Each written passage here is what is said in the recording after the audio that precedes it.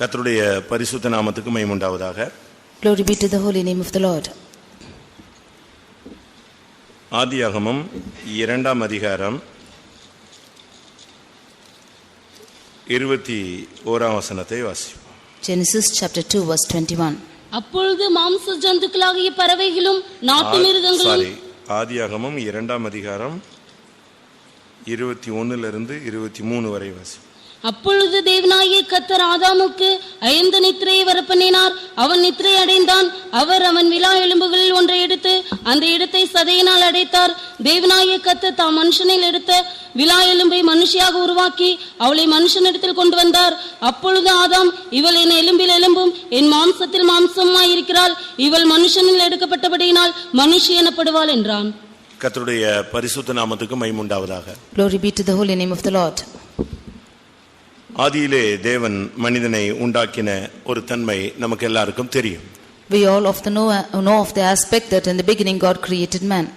ஆனால் மனுஷியை உருவாக்கினதை அவர் தெளிவாக இங்கே சொல்லுகிறார். But God clearly explains as to how he created woman. மனுஷனை தேவன் மண்ணினாலே உருவாக்கி ஜீவ சுவாசத்தை அவன் நாசியிலே ஊதினார். God created man out of this earth and he breathed in his nostrils the breath of life. மனிதன் ஜீவ ஆத்துமாவாக மாறினான். And man became a living soul. ஆனால் மனுஷியை அவனுடைய விலா எலும்பிலிருந்து அவர் உருவாக்கினார். But God created a woman out of the ribs of man. 21ஆம் வசனத்திலிருந்து நாம் இந்த சத்தியத்தை விளங்கிக் கொள்ள முடியும். In verse 21 onwards we can see of this truth. அவனுக்கு ஒரு அயர்ந்த நித்திரையை தேவன் கட்டளையிடுகிறார். God caused a deep sleep to fall upon him. அவர் அவன் விலா எலும்புகளில் ஒன்றை எடுக்கிறார். And he took one of his ribs. அதை அந்த விலா எலும்பில் ஒரு மனுஷியை உருவாக்குகிறார். And created a woman out of the ribs. அவளை மனுஷனிடத்தில் கொண்டு வருகிறார். And he brought her to the man. அப்பொழுதுதான் அவன் அதை விளங்கிக் கொண்டு இவள் என் எலும்பில் எலும்பும் என் மாம்சத்தில் மாம்சமுமாய் இருக்கிறாள் என்று சொன்னார். Then only he understood that she is the bone of bones and flesh of his flesh. புதிய ஏற்பாட்டிலே எலும்புகளை குறித்து ஒரு பெரிய ஒரு சத்தியம் இருக்கிறது. In the New Testament we have a great truth about the bones. மனிதனுக்கு எலும்பு அவனுடைய வாழ்க்கையில் மிகவும் முக்கியமானது. Bones are most essential to man's life. ஒரு மனிதனுடைய எலும்புகள் ஸ்திரமில்லாவிட்டால் ஒரு மனிதன் நிற்க முடியாது, செயல்பட முடியாது, அவனுடைய வாழ்வு நன்றாக அமையாது. If a man's bones are not strong enough, he cannot stand and his life cannot flourish. இந்த எலும்புகளை குறித்து புதிய ஏற்பாட்டிலே நாம் பேசும் பொழுது உபதேசத்துக்கு ஒப்புமையாக நாம் பேசுகிறோம். When we read about these bones in the New Testament, it is comparable to the doctrines. இந்த எலும்புகளுக்கு உருவாக்கும் சக்தி உள்ளது. These bones have the capacity in order to create. எப்படி மனிதனை உருவாக்கினாரோ அதுபோல இந்த எலும்பினாலே மனுஷியை உருவாக்கினார். However he created man out of the dust, even so he created woman out of these bones. ஆதியாகமம் 2ஆம் அதிகாரத்திலே 7ஆம் வசனத்திலே பூமியின் மண்ணினாலே அவனை உருவாக்கினார். In Genesis chapter 2 verse 7 we see that he created man out of the dust of the ground. ஆதியாகமம் 2:22 நாம் பார்க்கும் பொழுது எலும்பினால் விலா எலும்பை மனுஷியாக உருவாக்கினார். In Genesis 2:22 we see that out of the rib he created woman. அப்போ மண்ணினாலே உருவாக்கப்பட்டவன் மனுஷன், எலும்பினாலே உருவாக்கப்பட்டவள் மனுஷி. Man who is formed out of the dust and woman who is formed out of the ribs. கர்த்தருடைய பரிசுத்த நாமத்துக்கு மகிமை உண்டாவதாக. Glory be to the holy name of the Lord. இதுல இன்னொரு பகுதியா நான் சொல்லும் போனால் மண்ணினாலே உருவாக்கப்பட்டவன் மனிதன்.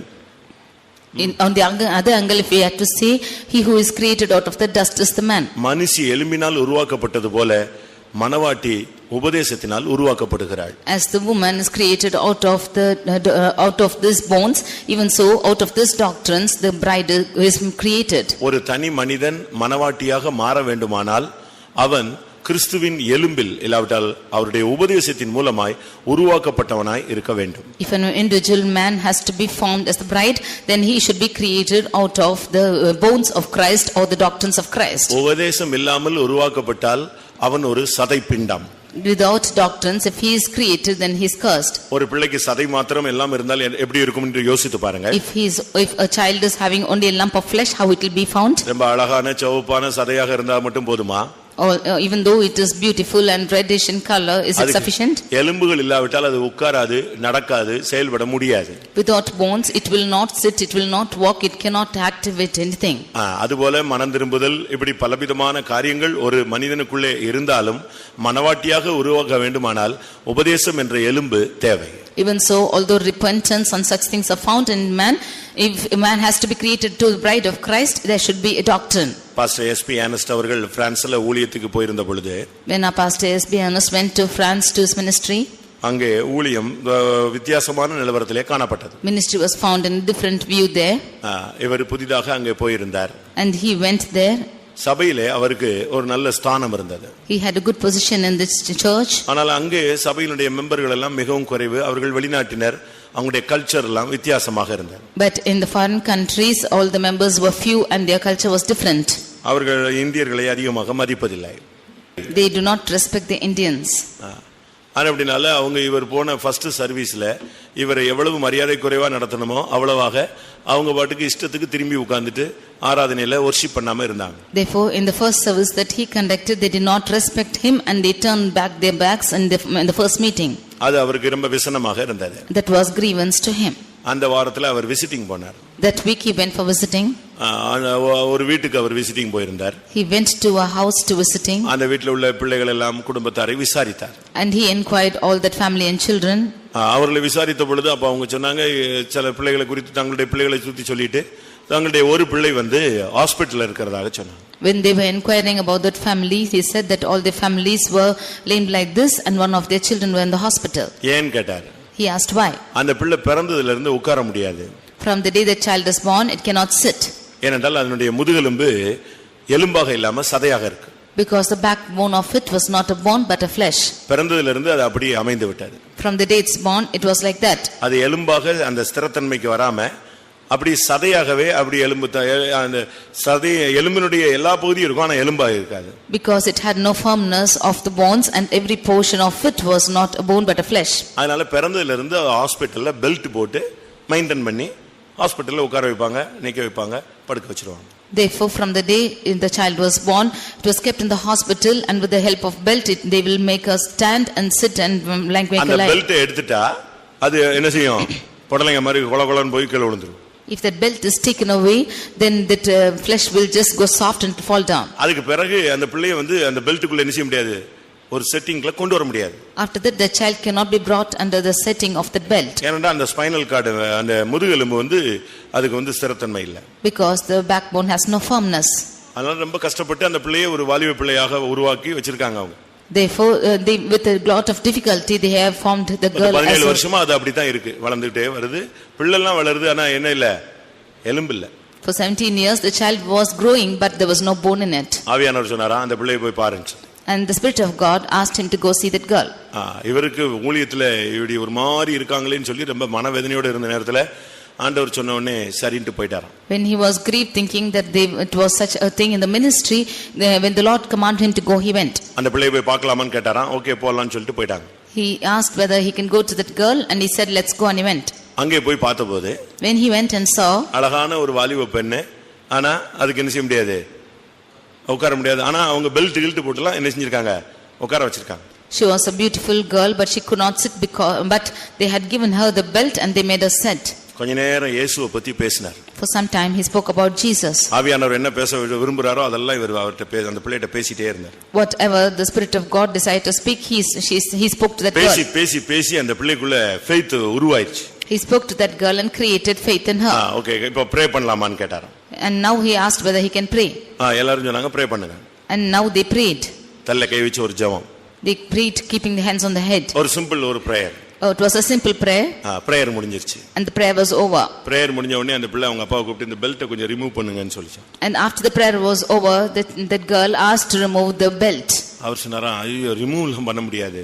And he said he refused to remove the belt. இல்ல எனக்கு ஒரு மாதிரி அன்ஈசியா ஃபீல் பண்றேன், முதல்ல இந்த பெல்ட் ரிலீஸ் பண்ணுங்கன்னு சொன்னாங்க. She said that she felt uneasily to have that belt and asked to remove. உடனே அவங்க டாக்டர்ஸ் வர சொன்னாங்க. Immediately the doctors were invited. அப்ப டாக்டர்ஸ் வந்த உடனே அந்த பிள்ளை சொல்லிச்சு எனக்கு இத கொஞ்சம் ரிமூவ் பண்ணி காட்டுங்க. Now when the doctors came, the girl asked to remove the belt. அப்ப டாக்டர் சொல்லிட்டாங்களா நோ அப்படி பண்ணவே முடியாது, 17 வருஷமா எப்படி வச்சிருக்கோம் இப்படிதான் மெயின்டைன் பண்ணிட்டு வரோம். இன்னைக்கு ஒரு நாள்ல எடுத்துட்டு திருப்பி பிள்ளைய வந்து ஒரு மாதிரி அது அப்செட் ஆயிரும், கொலாப்ஸ் ஆயிரும், முடியாதுன்ட்டாங்க. Now when the doctors were requested to remove the belt, they said for 17 years we were preserving the girl like this, but if we remove, the girl will collapse. என்ன ஆயிருக்குன்னு யோசிச்சு பாருங்க. Just think and see what will happen. Doctors முடியவே முடியாதுட்டாங்க. கடைசியில் இந்த பிள்ளை சொல்லிச்சு, நானே வேணா என்ன செஞ்சிடறேன், ரிலீஸ் பண்ணிடுறேன், எனக்கு ரொம்ப மோசமா இருக்கு, எடுத்துருங்கன்னு சொல்லிச்சு. The doctors refused to release the belt, but this girl herself said that she will அங்க உள்ள ஒண்ணு நடந்திருக்குன்னு யாருக்கு என்ன செய்ய மாட்டேங்க, மண்டையில புரிய மாட்டேங்க. None of them could understand that something has worked out inside. அவங்க என்னன்னா 17 இயர்ஸ் எத்தனையோ பாஸ்டர்ஸ் வந்திருக்காங்க, பாத்துருக்காங்க, பிரேயர் பண்ணிருக்காங்க. அதே மாதிரி இவரு ஒரு பிரேயர் பண்ணிருக்காரு. இப்படித்தான் அவங்க வந்து யோசிச்சுட்டு இருக்காங்க. கடைசியில அந்த பிள்ளை லாஸ்ட்ல டாக்டர்ஸ்லாம் வார்ன் பண்ணி கடைசியில பெல்ட்டை ரிமூவ் பண்ணிட்டாங்க. They thought for 17 long years she was like that and she was maintained like that. Finally the doctors came and consulted and removed the belt. அவ்வளவுதான். அழகா எந்திரிச்சு உட்கார்ந்தா, நின்னா, நடந்தா, வேகமா ஃபாஸ்டா போக ஆரம்பிச்சா. என்னாச்சு, அந்த சதை எதா மாறிடுச்சு, எலும்பாய் மாறிடுச்சு. She beautifully got up, stood and she began to walk fast. The flesh was turned to bones. அதுக்கு பிறகு சண்டே சர்வீஸ்ல எல்லாரும் அட்டென்ஷன்ல இருந்தாங்க. And finally on the Sunday service all of them were in attention. அதோட அந்த பிரான்ஸ் ஊழியத்துல இருக்கிற பிசாசு நெஞ்சிருச்சு, ஓடி போயிடுச்சு. From that day the Satan which was prevailing in the trans ministry went away. அந்த சபைக்குள்ள இருந்த ஆவி ஓடி போயிடுச்சு. That which was in the spirit in the church fled away. எலும்பு சரியானது, சதை எலும்பாக மாறினது, சபை சரியாக மாறிவிட்டது. Bones was right and the church became into good doctrines and the church became as church. ஒரு சபையில உபதேசம் சரியாக இருந்தா அந்த சபையில இருந்து மனவாட்டிகள் உருவாவார். If the doctrine is right in the church, their bride will be formed in the church. உனக்குள் ராஜாக்கள் தோன்றுவார்கள் என்பது வாக்குத்தத்தம். Their kings will arise from these, the promise. உனக்குள் ராஜாக்களும் பிரபுக்களும் ஆளுகை செய்கிறவர்களும் தோன்ற வேண்டும். Kings and princes and rulers should rise up from you. ராஜாக்களும் ஆசாரியர்களும் உனக்குள்ள இருந்து உருவாக்கப்பட வேண்டும். The priests and princes should rise up from you. சீயோனும் எருசலேமும் உருவாக்கப்படாத இடத்துல உபதேசம் இல்லை என்று அர்த்தம். Where Zion and Jerusalem are not formed, we can understand there's no doctrine. ரட்சிப்பு வேறு, உபதேசத்தினுடைய வளர்ச்சி தன்மை வேறு. Salvation is only the name of the growth of doctrine. அதை நாம் சரியான விதத்தில் விளங்கிக் கொள்ள வேண்டும். We should understand that rightly. மண்ணினால் உருவாக்கப்பட்ட மனிதன், அவன் மூலம் அவனுடைய எலும்பிலிருந்து உருவாக்கப்பட்டது மனுஷி. Man who is created out of the dust and the woman is created out of his bones. ஆண்டவராகிய இயேசு கிறிஸ்து இந்த உலகத்துல மனிதனாக உள்ளே வந்தார். Jesus Christ came to this world as a man. அவருடைய எலும்புலாகிய உபதேசத்தின் மூலமாய் உருவாக்கப்படுகிறதான் மனவாட்டி சபை. By his bones, which is the doctrine, the bride church is formed.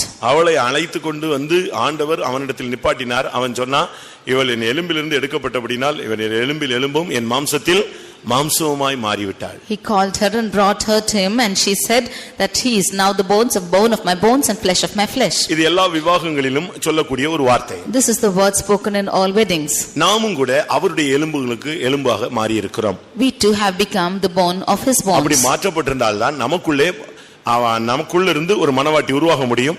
இன்னொரு விதத்துல நம் மூலமாய் அநேகர் மனவாட்டியாய் மாற்றப்பட முடியும். Only if we have been changed like this, there could be a bride which is formed in us, and through us many bride will be formed. எபேசியர் 5ஆம் அதிகாரத்திலே 30ஆம் வசனத்தில் பார்க்கும் பொழுது, when we read in Ephesians chapter 5 verse 30, எபேசியர் 5:30, நாம் அவருடைய சரீரத்தின் அவயவங்களாயும் அவருடைய மாம்சத்திற்கும் அவருடைய எலும்புகளுக்கும் உரியவர்களாயும் இருக்கிறோம். நாம் அவருடைய சரீரத்தின் அவயவங்களாயும் அவருடைய மாம்சத்திற்கும் அவருடைய எலும்புகளுக்கும் உரியவர்களாயும் இருக்கிறோம். For we are members of his body, of his flesh and of his bones. நாம் அவருடைய எலும்புகளுக்கு உரியவர்கள்.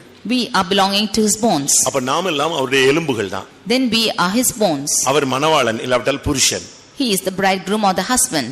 நாம் அவருடைய மனைவி இல்லாவிட்டால் மனைவாட்டி. We are his bride or the wife. கர்த்தருடைய பரிசுத்த நாமத்துக்கு மகிமை உண்டாவதாக. Glory be to the holy name of the Lord. ஒரு மனிதன் உபதேசத்துக்கு எவ்வளவு இடம் கொடுக்கிறானோ அவ்வளவு அவனுடைய வாழ்விலே மனவாட்டியின் தன்மைகளை நாம் பார்க்க முடியும். How much ever importance a man is giving in his life for the doctrine, to that extent we can see the bride being formed in him. உபதேசத்துக்கு இடம் கொடுக்காத ஒரு மனிதனுடைய வாழ்வில மனவாட்டியின் தன்மைகளை நாம் காண இயலாது. To the one who is not giving room for the doctrines in his life, we cannot see the tendencies of the bride in his life. நீங்களே யோசித்து பாருங்க. You yourself think for yourself. இன்னைக்கு உலகத்திலே எவ்வளவோ விவாகங்கள் நடக்கிறது. Today many weddings are conducted in the world. எல்லாம் ஒரே மாதிரி நடக்குன்னு நினைக்கிறீங்களா? எல்லாம் ஒரே மாதிரி நடக்கிறது என்று நினைக்கிறீர்களா? Do you think that all of them are conducted in the same manner? ஒரு சில இடத்துல மாலை மாத்திட்டு போயிட்டே இருக்கான். In some places they cut the garland and go. ஒரு கயிறை கட்டிட்டு போயிட்டே இருக்கான். They tie the rope and go. ஒண்ணுமே வேண்டாம், நீ என் கூட வந்தா போதும்னு போயிட்டே இருக்கான். With nothing, you come with me, that's sufficient, is going. ஆனா அதே நேரத்துல but at the same time கோடிக்கணக்காக பணம் செலவழித்து விவாகம் நடைபெறுகிறதும் இருக்கிறது. We see that crores of money is spent about the weddings. அது போலதான் It's like this. இன்னைக்கு அநேக இடங்களில சபைகள்ல மனவாட்டின்லாம் சொல்லுவாங்க. In many churches today they will say it is the bride. மனவாட்டி மனைவிலாம் நாம பார்க்கலாம். We can ஆனால் see. அந்த பூரணம் உன்னதம் நிறைவு இப்படிங்கறத நாம் எல்லா இடத்துலயும் என்ன செய்ய முடியாது, எதிர்பார்க்க இயலாது. We can see the wife and the bride in all other places, but we cannot see the experience of the bride or the perfectness. அது ஒரு புனிதமான ஒரு தன்மை உள்ளது. That is a divine character. அந்த அளவு நாம் ஒரு மனவாட்டியாக உருவாக்கப்பட வேண்டும். To that extent we should be formed as the bride. எலும்புகள் முறிக்கப்படவே கூடாது. The bones should never be broken. நீதிமானுடைய எலும்புகள் முறிக்கப்படுவது இல்லை. The bones of the righteous will never be broken. உபதேசத்துல காம்ப்ரமைஸே பண்ண முடியாது. You cannot compromise the doctrine. உபதேசத்தை முறிக்கவும் கூடாது. You should not break the doctrine. உபதேசத்தை நம்ம முறிச்சிட்டோம்னு சொன்னா அதுக்கு பிறகு ஒருத்தனை முதுகெலும்பு ஒடிச்சிட்டா அவன் என்ன ஆவான்? அதுதான். If we break the doctrine, if one's bones backbone is broken, what has happened? It's all நீங்க இந்த பேக் பெயின் சொல்றாங்க பாத்தீங்களா? You say about the back pain. அது ஒரு சின்ன நரம்புல உள்ள போராட்டம் தான். It's a small nervous problem. ஒரு டிஸ்க் ப்ராப்ளம் தான். அந்த முதுகுல இருக்கிறதான ஒவ்வொரு டிஸ்க்லயும் லேசா ஒரு தன்மையில அசைவு இருந்துச்சுனாலே அவன் அன்னைக்கு முழுசும் செத்தான். It's the problem in the disc which is in the backbone, and if there is a shaking in it, a little move, then is over the day. அதுபோல Like this. உபதேசத்துல ஒரு சின்ன பெசகுதல் இருந்தா கூட மனவாட்டி உருவாக்கப்பட முடியாது. மனவாட்டி சபை நல்லா இருக்காது. If there is a மனவாட்டி சபை இருக்கும், சபை வேதனையோடு போயிட்டே இருக்கும். Even if there is a slight slip in the doctrine, the church will be there, the bride will be there, but the church will not be going on. உபதேசத்தை முறிக்க அனுமதிக்கவே கூடாது. The doctrine should never be broken. இந்த உபதேசத்துக்காக எத்தனை பேர் தாய் தகப்பனை விட்டுருக்காங்க தெரியுமா? You know, for this doctrine, how many of them have left their parents? இந்த உபதேசத்துக்கு மாறாக இருக்காங்கன்னு சொல்லி எத்தனை பேர் அண்ணன் தம்பியினுடைய நல்ல ஃபங்க்ஷன்கள் நல்லது கெட்டதுக்கெல்லாம் போகாம இருக்காங்க தெரியுமா? How many of them, because it is contrary to the doctrine, they do not go for the functions of their brothers? இந்த உபதேசத்துக்கு மற்றவர்களோடு காம்ப்ரமைஸ் பண்ண முடியாம எத்தனை பேர் உலகத்தை விட்டு இல்லாவிட்ட ஊரை விட்டு குடும்பத்தை விட்டு சமுதாயத்தை விட்டு புறக்கணிக்கப்பட்டிருக்காங்க தெரியுமா? How many of them not able to compromise against this doctrine? They have been put away from the society and families. உபதேசத்தை வளைக்க முடியாது. You cannot bend the doctrine. உபதேசத்தை முறிக்கவும் கூடாது. You should not break the doctrine too. யோவான் 19ல பார்க்கும் பொழுது இயேசுவின் எலும்புகளை முறிக்கும்படியாக வந்தாங்க, கால் எலும்புகளை. ஆனா முறிக்கவில்லை, ஏனென்றால் அவர் அதுக்குள்ளே மரித்து விட்டிருந்தார். In John's Gospel chapter 19 we see that they came to break the bones of Jesus, but before that he was broken, he was dead already. சிலுவையிலே அறையப்பட்ட ஒருவன் ஒரு குறிக்கப்பட்ட நேரத்துக்குள்ளே மரிக்காவிட்டால் அவனுடைய எலும்புகளை முறிப்பது அங்கே பாரம்பரிய சடங்காக இருந்தது. If one who was crucified on the cross, if he does not die within a few hours, it was the custom that the bones be broken. ஏனென்றால் அவனுக்கு அடுத்த நாள் அவனை வைக்க முடியலன்னு சொன்னா எலும்பை முறிப்பாங்க. எலும்பை முறிக்கும் போது சீக்கிரமா செத்து போயிடுவான். Because if they are not able to keep for the next day, if his bones are broken, then he will die fast. இயேசுவோடு ரெண்டு கள்ளர்கள் அங்கே சிலுவையிலே அறையப்பட்டிருந்தார்கள். One or two thieves were crucified along with Jesus. அவங்க வந்தபோது அந்த ரெண்டு பேரும் உயிரோடு முணங்கிக்கிட்டு கிடந்தாங்க. When they came back, they saw them both alive. ஆனா இயேசுவோ மரித்திருந்தார். But Jesus was dead. எல்லாரும் ஆச்சரியப்பட்டாங்க. All of them marveled. அப்படினால அவருடைய எலும்புகள் என்ன செய்யவில்லை, முறிக்கப்படவில்லை. Therefore his bones were not broken. யோவான் 19ஆம் அதிகாரத்திலே 36ஆம் வசனத்திலே நாம் இதை பார்க்க முடியும். John's Gospel 19:36 we can see this. உபதேசத்தை முறிக்கிறதுக்கு நம்ம இடம் கொடுக்கவே கூடாது. You should not allow the doctrine to be broken. அவருடைய எலும்புகளில் ஒன்று முறிக்கப்படுவதில்லை என்ற வேத வாக்கியம் நிறைவேறும்படி இவைகள் நடந்தது. That the word of God which bear the record saying that his bones is not broken has been fulfilled. 32 33ல பாத்தீங்கன்னா 32ல அந்த கள்ளர்களுடைய காலெலும்புகள் முறித்தார்கள், 33ல இயேசுவின் காலெலும்புகளை முறிக்கவில்லை. Verse 32 we can see that they break the legs of the thieves which were there crucified, but the bones of Jesus was not crucified. மற்ற சபையினுடைய உபதேசங்கள் எல்லாம் முறிக்கப்படலாம், ஆனால் மனவாட்டி சபையினுடைய எலும்புகள் என்ன செய்யக்கூடாது, இயேசுவினுடைய எலும்புகள் முறிக்கப்படவில்லை. The doctrines of the other churches can be broken, but the bride which is Jesus Christ wife, the doctrines will never be broken. அதனால தான் நம்ம மற்றவங்களோட காம்ப்ரமைஸ் பண்ண மாட்டேங்கிறோம். காம்ப்ரமைஸா நம்மளால போக முடியல, மற்றவங்க நம்மளோட காம்ப்ரமைஸ் ஆக முடியல. Therefore we are not able to compromise with the others, and others are not able to compromise with us. நம்ம தனித்துவம் வாய்ந்தவர்கள் என்று நான் சொல்ல வரவில்லை. I do not want to say that we are individual. அவங்க உபதேசத்துல ஒத்து போகாதனால அவங்களே நம்மள தனித்துவமா மாத்தி விட்டுட்டு போயிட்டாங்க. But because they are not able to coincide with our doctrines, they themselves have gone away. கர்த்தருடைய பரிசுத்த நாமத்துக்கு மகிமை உண்டாவதாக. Glory be to the holy name of the Lord. இயேசுவினுடைய எலும்புல விலாவில அவர்கள் குத்தினார்கள். They just pierced him through the ribs of Jesus. இயேசுவினுடைய விலாவுல குத்தின பொழுது அங்கிருந்து இரத்தமும் தண்ணீரும் புறப்பட்டு வந்தது. When they pierced the side of Jesus, there came out blood and water. விலாவிலிருந்து தான் இங்கே அந்த பெண் உருவாக்கப்பட்டாள். It was out of the ribs that this girl was formed. இயேசுவினுடைய விலாவில தான் குத்துறாங்க. They pierced him on his ribs. யோவான் 19:34 அங்க தான் குத்துனாங்க. அங்க இரத்தமும் தண்ணீரும் உடனே வெளிப்பட்டது. In John 19:34 we see that pierced him on his side, then they came out of blood and water. ஆண்டவராகிய இயேசு கிறிஸ்து மணவாளன், அவர் ஒரு சரியான மனுஷன். அவருக்குள்ள இருந்து அந்த மணவாளன் அந்த மனுஷகுமாரனுடைய விலாவில் இருந்து குத்தின பொழுது இரத்தமும் தண்ணீரும் உடனே புறப்பட்டது.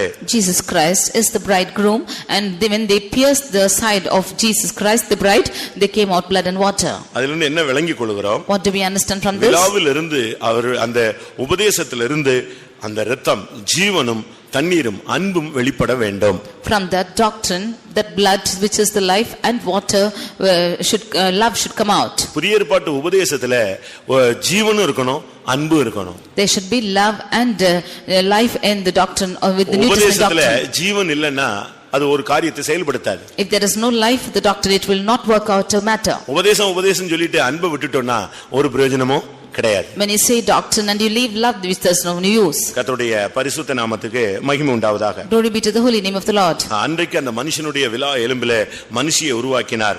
இன்றைக்கு கிறிஸ்துவின் எலும்பாகிய இல்லாவிட்டால் விலாவை எலும்பாகிய அந்த உபதேசத்திலிருந்து மணவாட்டியை கர்த்தர் உருவாக்கி கொண்டு வருகிறார். That day from the ribs of man did God create woman.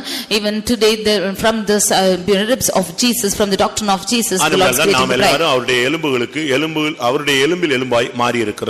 Therefore we are the bone of his bones. அவருடைய எலும்புகளுக்கு உரியவர்களாய் மாறி இருக்கிறோம். And we are becoming hairs of the bones. கர்த்தருடைய பரிசுத்த நாமத்துக்கு மகிமை உண்டாவதாக. Glory be to the holy name of the Lord. நாம் சிலருடைய எலும்புகளை குறித்து படிக்கலாம். We can read about certain bones. ஆதாமின் எலும்பில் ஒரு உருவாக்கும் சக்தி இருந்தது.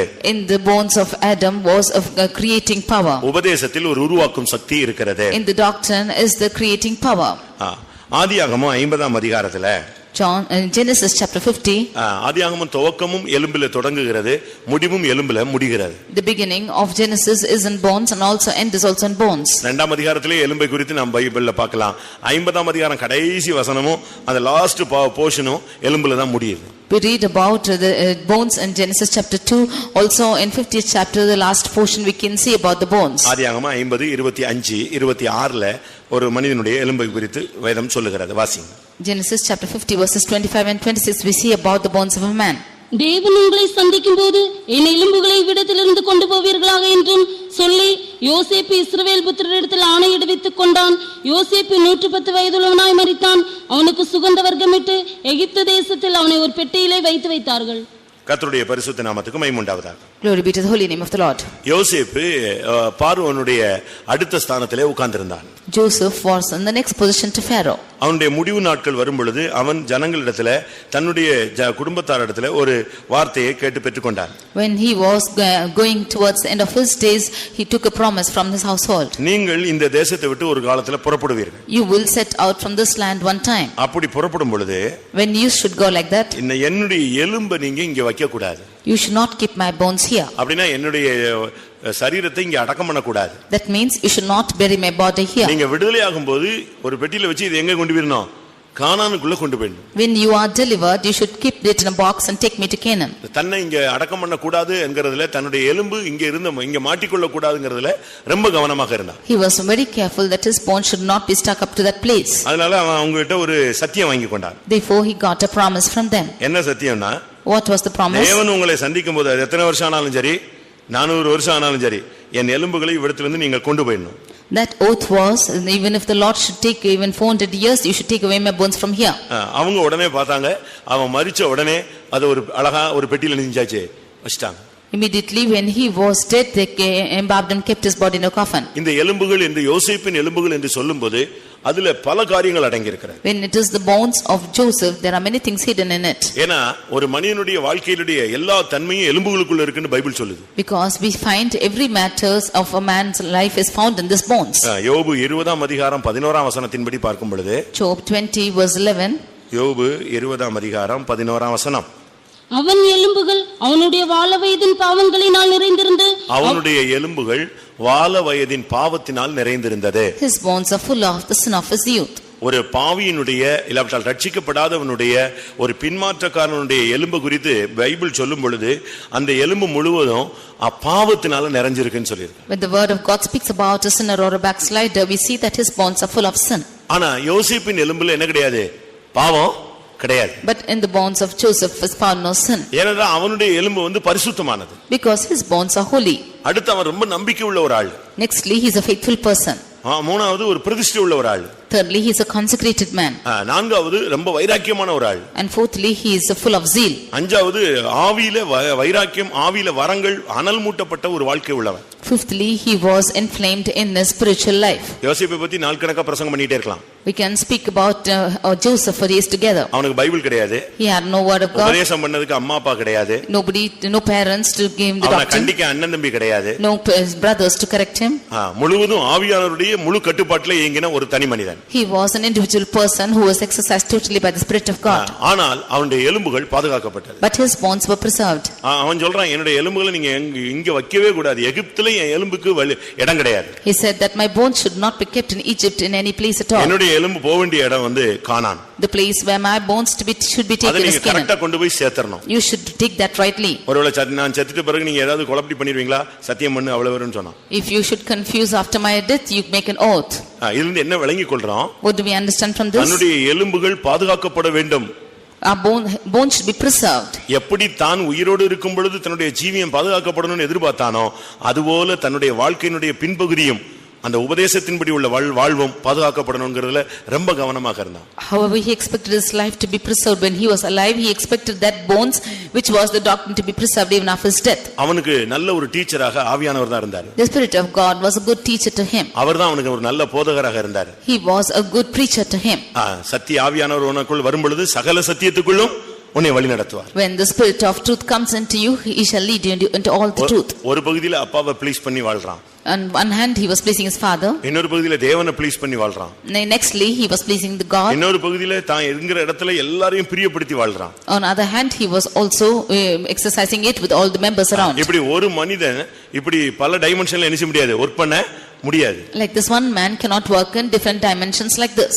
தன்னுடைய வாழ்க்கையில எவ்வளவோ நழுவி வழுவி விழுகிறதுக்கு வாய்ப்புகள் கிடைக்கும் போதெல்லாம் கண்மலையில தன்னை ஸ்டாண்ட் பண்ணிட்டே வர்றான். Whenever he had time or opportunities in his life to fall, he was placing his leg on the rock. ஆனபடினால அவன் கரெக்ட்டா இஸ்ரவேல் ஜனங்கள் புறப்படும்போது மோசேயை பார்த்தான், அந்த பெட்டியை தூக்கிட்டான். Therefore Moses saw the coffin when the Israelites set out and took it. அந்த ஆவியில ஒருமைப்பாட பாருங்க. You see the oneness of the Spirit. எத்தனையோ வருஷத்துக்கு முன்னால அவன் செத்து போயாச்சு. Before many years together he died. மோசே அப்பெல்லாம் கிடையவே கிடையாது. At that time Moses was not found. ஆனா மோசே அந்த வழிவழியா அந்த சத்தியத்தை கேட்டுட்டு வரான். இவங்க கொடுத்த ஆணையை அவன் நினைவுல கொண்டு வர்றான். But Moses heard of this truth and the oath and he remembered it. இப்ப கிளம்பும்போது பாத்தீங்கன்னா பெட்டி தூக்கியாச்சு. Now when they set out, he took out the coffin. யாத்திராகமம் 13ஆம் அதிகாரம் Exodus chapter 13 19ஆம் வசனத்தை பாருங்க. verse 19. மோசே தன்னோடு கூட யோசேப்பின் எலும்புகளை எடுத்துக்கொண்டு போனான். எப்படி? மோசே பாத்தீங்களா? ஒரு தேவனுடைய மனுஷன் ஒரு கரெக்ட் லெவல் வந்த உடனே இப்ப கிளம்பும் போது அவன் தன்னுடைய பண்டம்பாடிகள் எல்லாத்தையும் தூக்கிட்டு கிளம்புனாங்க. And all of them took their own belongings along with them. ஒவ்வொருத்தரும் அவங்கவங்க மனைவி பிள்ளை சட்டி பானை எல்லாம் தூக்கிட்டு கிளம்புனா மோசே எதை தூக்கிட்டு கிளம்புனா?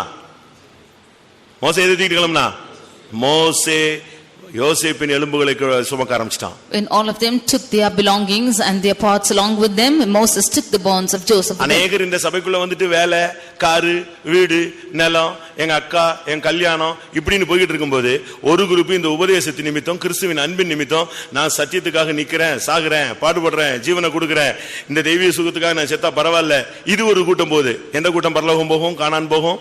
When most of them who are coming into this church are going for houses, cars and facilities and lands and so on, when a small group of people are going towards the divine truth and the divine healing and so on, which will go to heaven. எல்லாம் புறப்பட்டுட்டு நீங்க ஒரு படம் இருக்கு இந்த 10 commandmentsல பாத்தீங்கன்னா எல்லாம் ஆடு, கோழி, வாத்து எல்லாத்தையும் இழுத்துட்டு கிளம்புவான். ஆனா மோசே எதை இருக்கிறான்? பைபிள் சொல்லுது அவன் யோசேப்பின் எலும்புகளை எடுத்துக்கொண்டான். When you see the 10 commandments, you can see all of them going along with their goat and sheep and oxen and their and all their belongings, but Moses was taking எல்லாரும் bones. உலகத்துக்குரிய பொருட்கள், உலக ஆடம்பரம், பெட்டி, அவன் வீடு இதுதான் தூக்கிட்டு அலையறான். இவன் தூக்குன பெட்டி எது? மோசே எடுத்துக்கொண்ட முக்கியமான பெட்டி எது?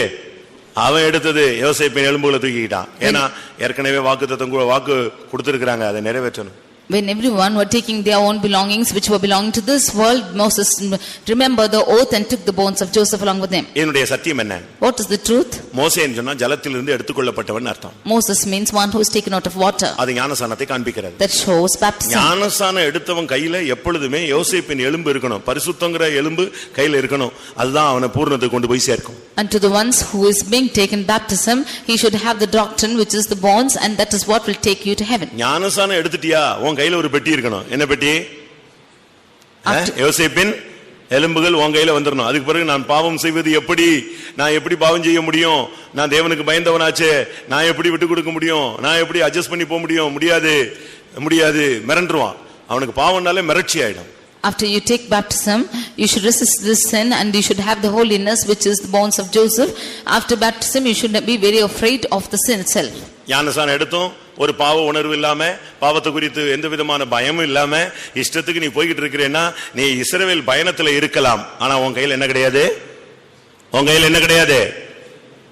யோசேப்பின் எலும்பு இல்ல. If even after taking baptism, if you are going ahead in this journey, you might go on in the journey of Israelites, but you do not have the bones of Joseph. நீங்க மட்டும் போயிட்டே இருக்கலாம். You can go on. 6 லட்சம் புருஷர்கள் போனார்கள். And there were 6 lakhs men who went. எல்லார் கையிலும் பலவிதமான பெட்டிகள் இருந்துச்சு. ஆனா இவன் கையில இருந்த பெட்டி என்னது? யோசேப்பின் எலும்புகள் அடங்கிய பெட்டி. Many kinds of boxes were found in each of their hands, but the bones which Moses had was the bones of Joseph. இவன் லைஃப் முடிஞ்சிருச்சு. Now his life is over. கானான் வரைக்கும் அந்த யோர்தான் வரைக்கும் வந்தாச்சு. இப்ப உள்ள போக முடியல, இவனுடைய ஓட்ட முடியுது. He went along till Jordan. He could not enter into Canaan and his race is getting over. கரெக்ட்டா பாருங்க, யோசேப் அந்த பெட்டியை கேட்ச் பண்ணிட்டான். Nextly Joshua caught over this box. ஆவிக்குரியவங்கன்னு சொன்னா உபதேசத்துல அவங்க எப்படி இருக்காங்கறத வச்சு தான் என்ன முடியும், கண்டுபிடிக்க முடியும். You can see those of them who have the spirit are catching on to these doctrines. யோசுவா 24ஆம் அதிகாரம், Joshua chapter 24 32ஆம் வசனம். verse 32. யோசுவா 24:32. இஸ்ரவேல் புத்திரர் எகிப்திலிருந்து கொண்டு வந்த யோசேப்பின் எலும்புகளை அவர்கள் சீகேமிலே யாக்கோபு சீகேமின் தகப்பனாகிய எமோரியருடைய புத்திரரின் கையில் 100 வெள்ளி காசுக்கு கொண்ட நிலத்தின் பங்கிலே அடக்கம் பண்ணினார்கள். இஸ்ரவேல் புத்திரர் இப்ப எங்க கொண்டு வந்துட்டாங்க? யோசேப்பின் எலும்பை யாக்கோபு வாங்கி வச்சிருந்த நிலத்துக்கு கொண்டு வந்து அடக்கம் பண்ணிட்டாங்க. Now the children of Israel took the bones of Joseph to the place which was bought by Jacob. உபதேசத்தை நீ நித்தியம் வரைக்கும் பற்றிக்கொள்ள வேண்டும். You should hold on to the doctrine even until eternity. மரண பரியந்தம் உபதேசத்தை நீ கொண்டு போய் சேர்க்கணும். Until death you should carry on this doctrine. இல்லாவிட்டா இந்த உபதேசம் உன்னை கொண்டு போய் மரணத்துக்கு பின்பு நித்தியத்திலே தெய்வத்தோடு உன்னை இணைத்து விட வேண்டும். Or this doctrine will take you to and unite you after death in eternity with God. அதனால தான் நம்ம உபதேசத்தை அதிகமாக முக்கியப்படுத்துகிறோம். Therefore we give more importance to the doctrine. ஒரு குழந்தை பிறக்கும்போது எலும்பு இல்லாம பிறந்துருச்சுன்னா அந்த தாய்க்கு எவ்வளவு கஷ்டமா இருக்குமோ அது போல தான் ஜீவியத்துல சரியில்லாம விசுவாசிகள் ஊழியர்கள் தடுமாறும் போது நாங்கள் வேதனைப்படுகிறோம். How much ever when a child is born without bones, the mother is troubled about it. Even so, those the people of God who are without this doctrine or those who are failing from this doctrine, we are grieved about them. எலும்புகளுக்குள்ள பாவம் இருக்க கூடாது. உன் எலும்புகளுக்குள்ள பரிசுத்தத்தை குறித்த வாஞ்சையும் தெய்வ பயமும் இருந்து கொண்டே இருக்க வேண்டும். There should be no sins in your bones. There should be always a zeal concerning the holiness and the fear of God should be in the bones. யோசுவாவின் கையிலே இருந்த பெட்டிக்குள்ளே அந்த பெட்டிக்குள்ளே இருந்தது யோசேப்பின் எலும்புகள். The box which was in the hands of Moses and in Joshua was the bones of Joseph. பழைய ஏற்பாட்டில் நான் பார்க்கும் பொழுது ஒரு உடன்படிக்கை பெட்டி இருந்தது. When we see in the Old Testament, we see the Ark of Covenant. அது தேவனுடைய ஒரு திட்டம். That was the plan of God. அந்த பெட்டிக்குள்ளே 3 பொருளை வைக்கும்படியாக தேவன் கட்டளையிட்டிருந்தார். God commanded 3 things to be kept in that Ark of Covenant. அந்த பெட்டிக்கு மேல கிருபாசனங்கிற ஒரு மூடி இருக்கும். Above it is the mercy seat. அந்த கேருபீன்கள் நடுவுல இருந்தா கர்த்தர் என்ன செய்வாரு? பேசுவார். And in between the cherubims will the Lord speak. உள்ளுக்குள்ள பெட்டிக்குள்ள என்ன இருக்கு? What is found in the box? பெட்டிக்குள்ள 3 காரியங்கள் வைக்கும்படியாக தேவன் கட்டளையிட்டிருந்தார். God commanded 3 things to be kept in that box. எபிரேயர்களின் நிருபம் 9ஆம் அதிகாரம் 4ஆம் வசனம். Hebrews chapter 9 verse 4. எபிரேயர் 9:4 பார்க்கும் பொழுது When we read in Hebrews 9:4, அதிலே பொன்னாற் செய்த தூபகலசமும் முழுதும் பொற்றகடு புதைந்திருக்கப்பட்ட உடன்படிக்கை பெட்டியும் இருந்தன. அந்த பெட்டியிலே மன்னா வைக்கப்பட்ட பொற்பாத்திரமும் ஆரோனுடைய தளிர்த்த கோலும் உடன்படிக்கையின் கற்பலகைகளும் இருந்தன. பழைய ஏற்பாட்டுல தேவனுடைய திட்டப்படி அந்த உடன்படிக்கை பெட்டிக்குள்ள என்ன இருக்கணும்? அந்த பெட்டிக்குள்ள என்ன இருக்கணும்? மன்னா வைக்கப்பட்ட பொற்பாத்திரம், ஆரோனுடைய தளிர்த்த கோல், மூணாவது உடன்படிக்கையின் 2 கற்பலகைகள். According to the Old Testament covenant, we see that in the Ark of the Covenant was 3 things: golden pot that had manna, Aaron's rod that budded, and tables of covenant. எகிப்திலிருந்து காலாகாலமாய் பாதுகாக்கப்பட்டு சுமந்து வந்த பெட்டிக்குள்ளே யோசேப்பின் எலும்பு இருந்தது போல இந்த உடன்படிக்கை பெட்டிக்குள்ள கர்த்தர் 3 காரியத்தை வைக்கும்படியாக கட்டளையிட்டார். As the box which they had carried for years together was the bones of Joseph found, the Lord kept 3 things in the Ark of the Covenant. ஒன்று மன்னா வைக்கப்பட்ட பொற்பாத்திரம். One is the golden pot that had manna. இரண்டாவது ஆரோனுடைய தளிர்த்த கோல். Secondly, Aaron's rod that budded. மூன்றாவது உடன்படிக்கையின் கற்பலகைகள். Thirdly, tables of the covenant. ஆனா இது கொஞ்ச நாள் இருந்துச்சு. That was there for a few years. மன்னா வைக்கப்பட்ட பொற்பாத்திரங்கிறது இஸ்ரவேல் ஜனங்களை 40 வருஷம் கர்த்தர் விதைப்பும் இல்லாம அறுப்பும் இல்லாம அவர்களை என்ன செய்தார்? டெய்லி போஷித்தார் என்பதற்கு ஒரு அடையாளம். இன்னொரு விதத்துல தூதருடைய அப்பத்தை கொடுத்தார் என்பதற்கு ஒரு அடையாளம். இன்னொரு விதத்துல தேவனுக்கு மனிதனை போஷிக்கக்கூடிய எந்த சக்தியும் இருக்கிறது என்பதற்கு ஒரு அடையாளம். As a sign that golden pot had manna, God fed the children of Israel for 40 years in the wilderness, and secondly, it was the food of the angels which God gave to man, and thirdly, God can feed man in any situation. இத புதிய ஏற்பாட்டு விதத்துல பார்க்கும் பொழுது, when you see that in the New Testament, ஒவ்வொரு நாளும் அதிகாலை நாம் தேவனை தேடி தேவனிடத்திலிருந்து பெற்றுக்கொள்ளக்கூடிய கிருபையை காண்பிக்கிறது. இரண்டாவது, ஒவ்வொரு நாளும் நாம் வேத புத்தகத்தை வாசித்து நாம் பெற்றுக்கொள்ளக்கூடிய வெளிப்படுத்தலை காண்பிக்கிறது. It shows the grace of God which we should receive every early morn, and secondly it shows the word of God by which we should receive the counsel of God. நான் திரும்பவும் சொல்லுகிறேன், again repeat, இது புதிய ஏற்பாட்டில் ஒவ்வொரு நாளும் காலையில நாம் பெற்றுக்கொள்ளக்கூடிய புதிய கிருபையை காண்பிக்கிறது. இரண்டாவது, வேதத்திலே நமக்கு கிடைக்கிற வெளிப்படுத்தலை காண்பிக்கிறது. In the New Testament it shows about the grace which we receive every early morn and the revelation which we receive from the word of God. ஏனென்றால் because இந்த மன்னா காலையில பொழிந்தருளப்படும். this manna is being poured out in the morning. பகல்ல இது வராது. It will not come in the daytime. நைட்லயும் வராது. It will not come at night. இது early morning தேவனிடமிருந்து வரும். It will appear in the early morn from God. அத காலையில ஜனங்கள் அதிகாலையில சூரியன் உதிக்கிறதுக்கு முன்னால போய் பொறுக்கி எடுத்துக்கொள்வார். These the people of God will go early morn before the sun rises and carry them. Sunrise ஆகி சன் ஹாட் ஆயிருச்சுன்னு சொன்னா என்ன ஆயிடும்? இந்த மண்ணா நெஞ்சிரும் வந்திருக்கும். பட் அது என்ன செய்யாது? கண்ணுக்கு தெரியாது. அது பிறகு ஊறி போயிடும், ஒண்ணும் இல்லாம போயிடும். But when the sun rises and the sun's heat is falling, this manna will not be found, it will melt. எப்படி இருக்கும்னு யோசிச்சு பாருங்க. You think and see how it will be. வெயில் ஏற ஏற இந்த மண்ணா அப்படியே உருகிரும். As the sun is going high, this manna will just melt.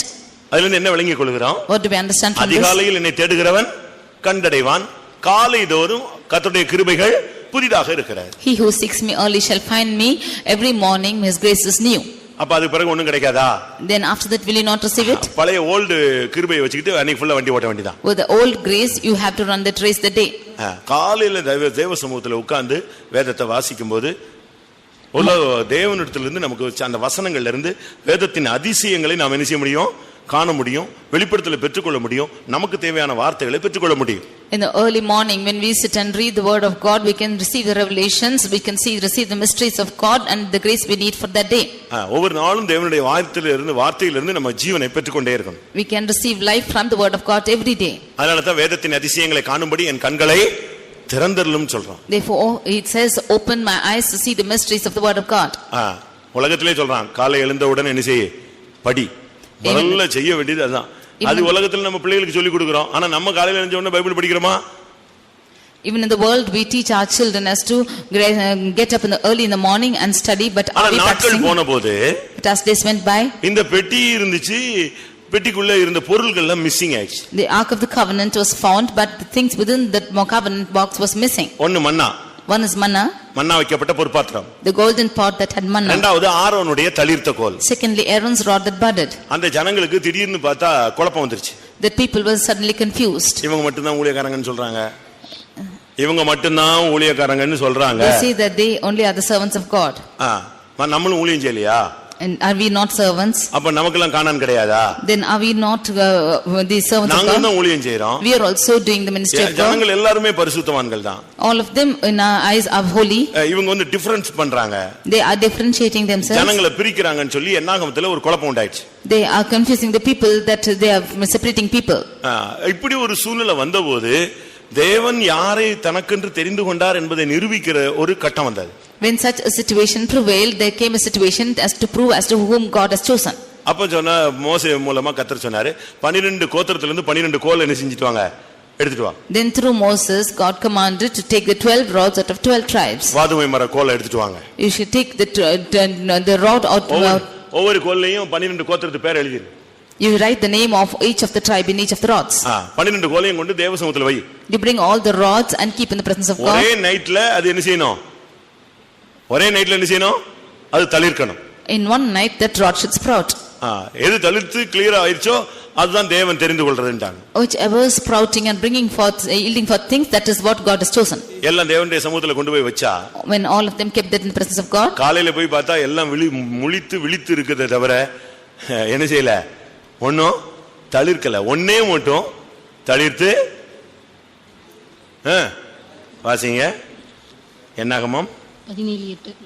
என்னாகமம் 15:8. சத்தமா வாசிங்க. மறுநாள் மோசே சாட்சியின் கூடாரத்துக்குள் பிரவேசித்த போது இதோ லேவியின் குடும்பத்தாருக்கு இருந்த ஆரோனின் கோல் துளிர்த்திருந்தது. அது துளிர்விட்டு பூ பூத்து வாதுமை பழங்களை கொடுத்தது. அது துளிர்விட்டு பூ பூத்து வாதுமை பழங்களை கொடுத்தது. It sprouted and it brought forth the fruits of almonds. சத்தமா சொல்லுங்க. 17:8. 17:8. என்னாகமம். என்னாகமத்துல 17ஆம் அதிகாரத்துல 8ஆம் வசனத்துல நீங்க இத பார்த்துக் கொள்ளலாம். Numbers 17 verse 8 we can see this. ஆரோனுடைய கோல் துளிர்த்திருந்தது. அது மாத்திரம் இல்ல, துளிர் விட்டு பூ பூத்து வாதுமை ஒரே நைட்ல இவ்வளவு நடக்குமா? அதுதான் தேவன் யாரை தெரிந்து கொள்றாரோ அவன் ஒரே நைட்ல கூட பரிசுத்தமாயிடுவான். The rod of Aaron was budded and brought forth fruits and blossoms. Can anybody in one day, one night happen such a thing? ஒரே நைட்ல ஒரு மனிதனை எந்த விதத்திலும் கர்த்தரால் என்ன செய்ய முடியும்? மாற்ற முடியும். God can change a man in any situation in one day itself. அப்போ மன்னா பொழிந்தது ஒரு அடையாளம். இரண்டாவது ஆரோனுடைய தளிர்த்த கோல் ஊழியத்தினுடைய ஒரு அடையாளம். Then யார் தான் ஊழியம் செய்யணும்ங்கிறதுக்கு கர்த்தர் கன்ஃபார்ம் பண்ண ஒரு அடையாளம். The manna being poured out is a sign, and secondly Aaron's rod that budded, that means anyone who can do the ministry of God is a sign. Nextly is 10 commandments. நீ இதை செய்யாதிருப்பாயாக அதை செய்யாதிருப்பாயாகன்னு ஒரு 10 கட்டளை. There are 10 commandments as to what you have to do and what you not do. ஆனா நாட்கள் போனபோது But as days went by, ஆரோனுடைய தளிர்த்த கோல் எங்க போச்சுன்னு தெரியல. தூக்கிட்ட ஓடிட்டானுங்களா, என்ன உடைச்சு போட்டாங்களா, ஏதோ பண்ணிட்டானுங்க. அது சுத்தமா காணவே காணோம். We cannot see as to where the rod of Aaron was found because it was lost at மன்னா வைக்கப்பட்ட பொற்பாத்திரமோ கிடையவே கிடையாது. And the golden pot that had manna was also not found. புதிய வெளிப்படுத்தல் உள்ள பிரசங்கங்களும் இன்னைக்கு இல்ல. ஆண்டவர் தெரிந்து கொண்ட ஊழியத்தையும் காணோம். இப்ப இருக்கிறது பாத்தீங்கன்னா இந்த 10 கட்டளைகளை வச்சிட்டு சுத்திட்டு இருக்காங்க எல்லாரும். There are no new revelations and the commandments which the Lord had given, and there's no new priesthood, but they are having only the 10 commandments and going about. நான் சொன்னது உண்மையா? Is it true? 2 நாளாகமம் 2 Chronicles 5ஆம் அதிகாரம் chapter 5 10ஆம் வசனத்துல அந்த ஆலயத்துல வைக்கும் பொழுது அதை காணோம். verse 10 we can see when they kept in the temple it was not found. இஸ்ரவேல் புத்திரர் எகிப்திலிருந்து புறப்பட்ட பின் கர்த்தர் ஓரேபிலே அவர்களோடு உடன்படிக்கை பண்ணின போது மோசே அந்த பெட்டையிலே வைத்த 2 கற்பலகைகளை அல்லாமல் அதிலே வேறொன்றும் இருந்ததில்லை. பாருங்க, மோசே வச்ச கற்பலகைகள் தான் இருந்துச்சே தவிர எது இல்ல? எது கிடையாது? ஆரோனுடைய தளிர்த்த கோலும் கிடையாது, மன்னா வைக்கப்பட்ட பொற்பாத்திரமோ இல்ல. When they were kept in the Horeb, we can see that Moses kept the 2 tables, only that was found, but the manna pot and the rod of Aaron was not found. இதில இருந்து என்ன விளங்கிக் கொள்கிறோம்? What do we understand from this? இன்றைக்கு சபைகளில வெளிப்படுத்தல்கள் இல்ல, அப்போஸ்தல ஊழியங்கள் இல்ல, ஏதோ பிரமாணங்களும் உபதேசங்களும் அப்படின்னு சொல்லிட்டு கற்பனைகளையும் ஏதாவது ஒரு மனித கற்பனைகளை ஏதாவது ஒன்னு பிரசங்கம் பண்ணி டைம் வேஸ்ட் பண்ணிடுறாங்க. Today in the churches we cannot see the golden pot or the revelation in the church, and you cannot see the Aaron's rod which is the priesthood, but you can see only the commandments or laws which they have kept for their church. கர்த்தருடைய பரிசுத்த நாமத்துக்கு மகிமை உண்டாவதாக. Glory be to the holy name of the Lord. நம்ம கையில ஒரு பெட்டி இருக்க வேண்டும். We need to have a box. அந்த பெட்டிக்குள்ள என்ன இருக்கணும்? What should be found in that box? யோசேப்பின் எலும்புகள் இருக்க வேண்டும். The bones of Joseph must be found. ஆரோனுடைய தளிர்த்த கோல் இருக்க வேண்டும். The iron rod that budded should be found. மன்னா வைக்கப்பட்ட பொற்பாத்திரம் இருக்க வேண்டும். The golden pot that had manna should be found. யோசேப்பின் எலும்புகள் கரெக்ட்டாக யாக்கோபினுடைய கல்லறைக்கு கொண்டு போய் சேர்க்கப்பட்டது. Bones of Joseph was exactly taken to the sepulchre of Jacob. அது சரியான அர்த்தம் கானானிலே கொண்டு போய் சேர்ந்தது. And the right meaning is it was joined to Canaan. அதுபோல நம்ம மரித்தா கூட நம்ம பரலோகம் போய் சேரணும். Like this, even if we should die, we should go and reach heaven. என்னவோ வாழ்ந்தோம் மரித்தோம்னு போயிர கூடாது. Should not say somehow we lived and died. நம்முடைய எலும்புகள் எல்லாம் பரிசுத்தமா இருந்தா அந்த நிலவரம் நடக்கும். If our bones are all holy, then that will happen. நம்முடைய எலும்புகள் சரியில்லைன்னு சொன்னா ரொம்ப கஷ்டம். If our bones are not right, it's very difficult. இன்னைக்கு अनेகருடைய எலும்புகள் நடு வீதியில வாழ்க்கைகள் अनेகருக்கு கேள்விக்குறியா தான் தென்படுது. Today many of their bones, it's found as a question to them. 1 சாமுவேல்ல பார்க்கும் பொழுது When we read in 1 Samuel, Saul யோனத்தான் இவங்களுடைய எலும்புகள் எல்லாம் அங்கங்க சிதறி கிடந்தது. the bones of Saul and Jonathan were scattered abroad. 1 Samuel 31:13 பார்க்கும் பொழுது 1 Samuel chapter 31 verse 11. நம்முடைய ஜீவியம் சரியில்லைன்னு சொன்னா நம்முடைய உபதேசத்தை நாமே நடுவீதியில போடுற மாதிரி இருக்கும். If our life is not right, then we are putting the doctrine in the mid streets. வாசிங்க 1 சாமுவேல் 31:13. அவர்களுடைய எலும்புகளை எடுத்து யாபேசில் இருக்கிற தோப்பிலே அடக்கம் பண்ணி 7 நாள். அதுக்கு முன்னால எங்க கடந்துச்சு அந்த அவங்க எலும்புகள் எல்லாம்? Before that, where were their bones found? 10ஆம் வசனத்துல அவன் உடலை பெத்சானில் அலங்கத்திலே தூக்கி போட்டார்கள். First, in verse 10, we can see that they took out the bones in the Bethshan. யாபேஸ் பட்டணத்தார் அதை கேட்டபோது திருட்டளவாய் போய் சவுலின் உடலை அவனுடைய குமாரனுடைய எலும்புகள் எல்லாம் தூக்கிட்டு ஓடி வந்தாங்க. When the inhabitants of Jabesh Gilead heard it, they went and stole away the bones of Saul and his son. 13ஆம் வசனத்துல அவங்களுடைய எலும்புகளை எடுத்து வந்து தோப்பிலே அடக்கம் பண்ணினார்கள். Verse 13, they took their bones and buried them under a tree. பாருங்க சவுலின் எலும்புகள் எல்லாம் எங்க கடந்து எங்க இருந்து எங்க எடுத்து வந்து எங்கேயோ அடக்கம் பண்ணி வச்சாங்க. See where the bones of Saul were found and they brought it somewhere and buried it somewhere. எப்படி இருக்கும்னு பாருங்க. How this situation will be? அபிஷேகம் பண்ணப்பட்டவன் தான். He was an anointed person. அபிஷேகம் பண்ணப்பட்டும் நம்முடைய ஜீவியத்திலே உபதேசத்தின்படி வாழ்க்கை இல்லைன்னு சொன்னா நம்முடைய வாழ்க்கை எங்கேயோ போய் முடிஞ்சிரும். If the anointed ones are not living according to the doctrine, then our life will land up somewhere. அபிஷேகம் பெற்றும் அவனுடைய வாழ்க்கையில உபதேசத்தின்படி வாழ்க்கை இல்லாதபடினால அவன் suicide நாடினான். If even after anointing he did not have the life according to the doctrine, he decided to suicide.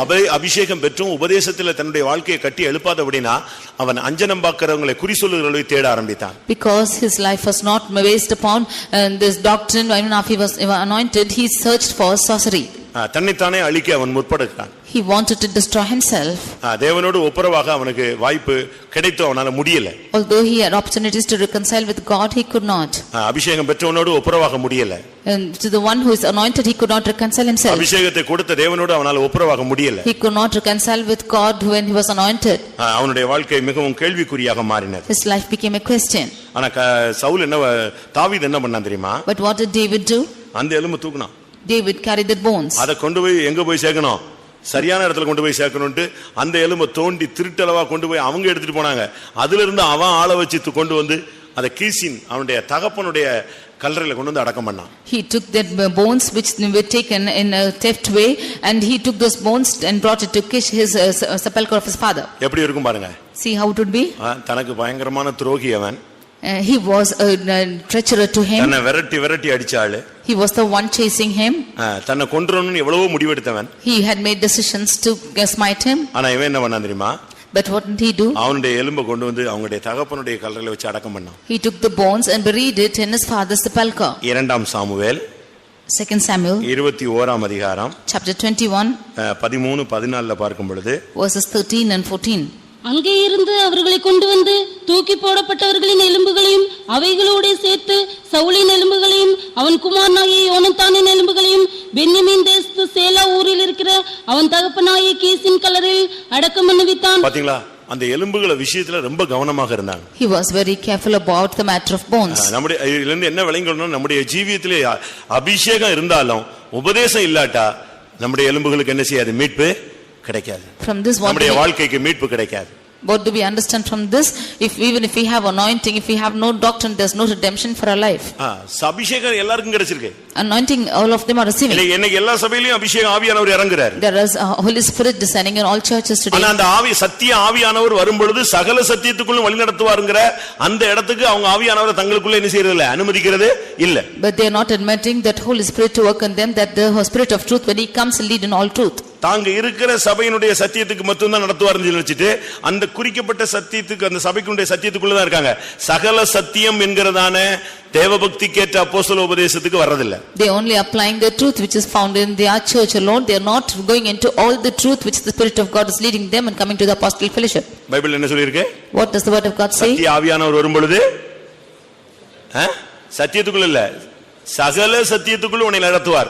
அதனுடைய சரியான அர்த்தம் என்னன்னா, சகல சத்தியங்கிறது அது தேவபக்திக்கேற்ற அப்போஸ்தல உபதேசத்தை தான் காண்பிக்கிறது. When the Spirit of God shall come into you, he shall lead you into all the truth that means the doctrine of the apostles. கர்த்தருடைய பரிசுத்த நாமத்துக்கு மகிமை உண்டாவதாக. Glory be to the holy name of the Lord. இவன் என்ன பண்ணா? What did he do? இந்த எலும்பெல்லாம் அங்கங்க இருந்து எடுத்துட்டு வந்தான். He carried all the bones from everywhere. Collect பண்ணி கொண்டு வந்தான். Collected all the bones. எங்கேயோ கடந்தது கொண்டு போய் அவங்க ஒரு இடத்துல அடக்கம் பண்ண, இவன் அங்க இருந்து அதை கொண்டு வந்து தகுந்த இடத்துல கொண்டு வந்து நிறுத்தின பொழுது இந்த கரெக்டா இந்த எலும்பை கொண்டு வந்து அந்த இடத்துல அடக்கம் பண்ண போது கர்த்தர் அவனுடைய விண்ணப்பத்துக்கு செவி கொடுத்தார். From somewhere they collected the bones and brought them and buried somewhere, but he collected those bones and he buried them in his father's sepulchre. Then the Lord hearkened to him. 2 Samuel 21:14 last போர்ஷனை பார்த்தீங்கன்னா 2 Samuel chapter 21:14 verse the last portion. அதற்கு பின்பு தேவன் தேசத்திற்காக செய்யப்பட்ட வேண்டுதலை கேட்டருளினார். போதுமா? அதற்கு பின்பு தேவன் தேசத்துக்காக செய்யப்பட்ட வேண்டுதலை கேட்டருளினார். After that God was entreated for the land. நாம் உபதேசத்தின்படி இருந்தோம்னா கர்த்தர் நம்முடைய ஜெபத்தை கரெக்ட்டா கேட்பார். If we are living according to the doctrine, then the Lord will hearken to our prayer. கர்த்தருடைய பரிசுத்த நாமத்துக்கு மகிமை உண்டாவதாக. Glory be to the holy name of the Lord. அடுத்து 2 ராஜாக்கள் 13 அதிகாரம் 21 வசனத்துல எலிசாவின் எலும்பை பற்றி பைபிள்ல படிக்கிறோம். 2 Kings chapter 13 verse 21 we can see about the bones of Elisha. ஒரு வல்லமையான மனிதன். அப்பொழுது அவர்கள் ஒரு மனுஷனை அடக்கம் பண்ண போகையில் அந்த தண்டை கண்டு அந்த மனுஷனை எலிசாவின் கல்லறையில் போட்டார்கள். அந்த மனுஷனின் பிரேதம் அதிலே விழுந்து எலிசாவின் எலும்புகளின் மேல் பட்டபோது அந்த மனுஷன் உயிரடைந்து தன் கால்களை ஊன்றி எழுந்திருந்தான். 2 ராஜாக்கள் 13:21 நாம் இதை பார்க்க முடியும். 2 Kings 13:21 we can see this. இங்கே எலிசா மரித்த ஒரு சூழ்நிலையை நாம் பார்க்கிறோம். Here we see of the state where Elisha was dead. இரட்டிப்பான அபிஷேகம் உள்ள ஒரு மனிதன். He was a double anointed person. அவன் வாஞ்சித்தபடியே கர்த்தர் அவனுக்கு அதை கொடுத்தார். As he desired, the Lord gave him. அவனும் அந்த ஊழியத்தை சரியான விதத்தில் செய்து முடித்தான். He too fulfilled the ministry in the right way. வியாதிப்பட்டான். He became sick. மரணத்துக்கு ஏதுவான வியாதியாக மாறினது. And his sickness went to death. அவனுடைய ஓட்டம் முடிந்தது. And his race finished. அவனை கொண்டு போய் ஒரு கல்லறையில அடக்கம் பண்ணி விட்டார். And they buried him in a sepulchre. இப்போ ஒரு மனிதன் எதேச்சையாக இறந்து போயிருந்தான்.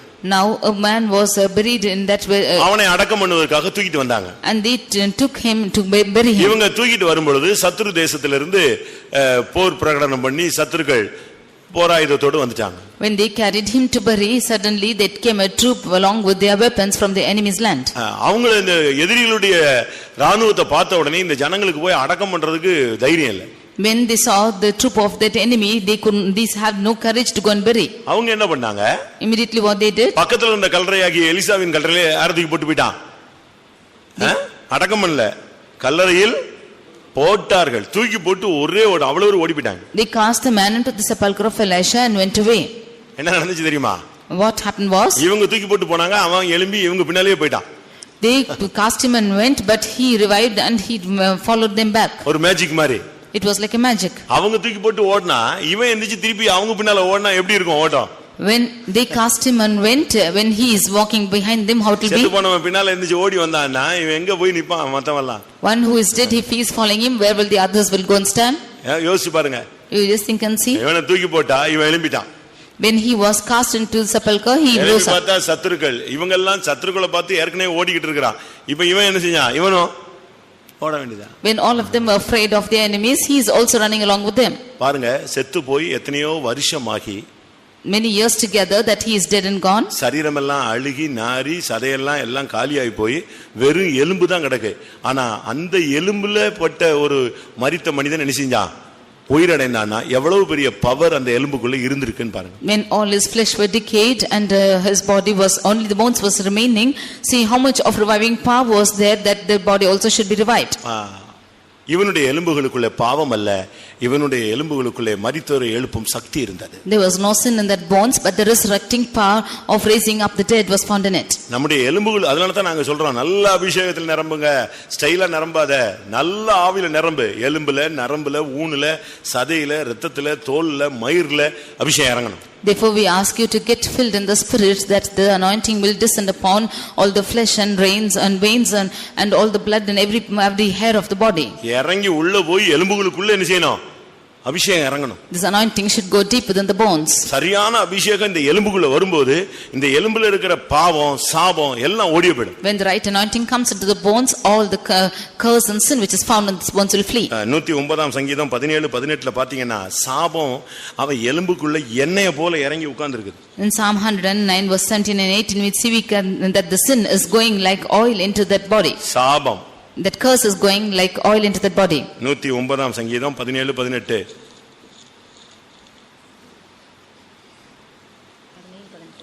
சாபத்தை விரும்பினான், அது அவனுக்கு வரும். அவன் ஆசீர்வாதத்தை விரும்பாமற் போனான், அது அவனுக்கு தூரமாய் விலகிப்போம். சாபத்தை அவன் தனக்கு அங்கியாக உடுத்திக் கொண்டான், அது அவன் உள்ளத்தில் தண்ணீரை போலவும் அவன் எலும்புகளில் எண்ணெயை போலவும். அவனுடைய எலும்புகளிலே எண்ணெய் போல இறங்கும். His curse is going like oil into his bones. சாபம் அவனுடைய எலும்புக்குள்ள போய் செட்டில் ஆனா அவன் வாழ்க்கை எப்படி இருக்கும்னு யோசிச்சு பாருங்க. When you see curse settled in his bones, see how his life will be found. பாவம் அவன் எலும்புக்குள்ள போனா அவன் வாழ்க்கை எப்படி இருக்கும்னு பாருங்க. When sins enter his body bones, how it will be found? அவன் பாவியாய் சபிக்கப்பட்டவனாய் போய் விடுவான். He will become a sinner and a cursed person. ஆனா இங்க என்ன நடந்துச்சு? But what happened here? இவனுடைய எலும்புகளுக்குள்ள, யோசேப்பின் எலும்புகளுக்குள்ள பரிசுத்தம் இருந்தது. இவனுடைய எலும்புக்குள்ள என்ன இருந்துச்சு? அழியாத ஜீவனுக்குரிய வல்லமை இருந்தது. In the bones of Joseph were found no sin, but in the bones of Elisha there was a resurrecting power which was to life. மரித்தோரை எழுப்பும் சக்தி இருந்தது. That was a power which will quicken the dead. இந்த சரீரம் உயிரோடு இயேசு வரும் பொழுது இல்லாவிட்டால் உயிர்த்தெழுதலின் நாள்ல எலிசா உயிரோடு எழும்புவாரா இல்லையா? Will this body with the bones of Elisha on the resurrection day will rise up? மற்றவனே எழுப்பக்கூடிய சக்தி இருக்கு. அப்ப இது எவ்வளவு ஸ்பீடா எழும்புன்னு யோசிச்சு பாருங்க. But because it has the power to raise up the other bones itself, how much more it will have the power. நம்முடைய எலும்புகள்ல நம்ம சாகும் பொழுது சாபமோ பாவமோ இருக்க கூடாது, பரிசுத்தமும் தெய்வீக சக்தியும் உள்ள இருக்கணும். At the time of death there should not be sin or curse in our bones, but there should be holiness and divine power. இல்லனா ஒரு பிரயோஜனம் கிடையாது. Without this there is no use. ஒரு சிலர்லாம் கர்த்தருடைய வார்த்தையை பேசுறதே கிடையாது. Some of them are not speaking the word of the Lord. நல்லா கவனிச்சுக்கோங்க, தூங்காத. Hearken properly. கர்த்தருடைய வார்த்தையை ஒரு சிலருக்குள்ள இருந்து வேலை செய்ய அனுமதிக்கிறது இல்ல. Some of them don't admit the word of God to work in them. நான் சொல்றதை நல்லா கவனிங்க விசுவாசிகள். All the believers and servants of God. கர்த்தருடைய வார்த்தை உனக்குள்ள வந்து ஏதோ ஒன்னு செய்ய போகுது அப்படினு சொன்னா அதை செய்ய அனுமதிக்கணும். If the Lord wants the word of God to come into you and work in you, you should admit it. கர்த்தருடைய வார்த்தை உனக்குள்ள இருந்து வெளியே வரணும்னா நீ அதை செயல்படுத்தணும். அதை சொல்லணும். If the word of God should come out of you, you should proclaim or announce it. கர்த்தருடைய வார்த்தை உனக்குள்ள வேலை செய்ய விடாம, கர்த்தருடைய வார்த்தை உனக்குள்ள இருந்து வெளியே வர விடாம நீ அடைபட வச்சின்னு சொன்னா அது உன் எலும்புக்குள்ள எப்படி வேலை செய்யும்? அக்னியா மாறிடும்.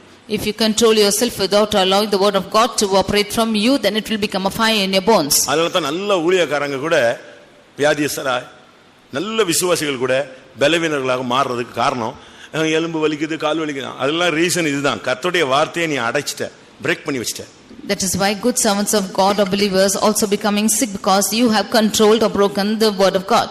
Jeremiah 20ஆம் அதிகாரத்துல பார்க்கும் பொழுது chapter 20 அதுல தெளிவா சொல்லி இருக்கு. It is clearly said about this. என்ன சொல்லி இருக்கு?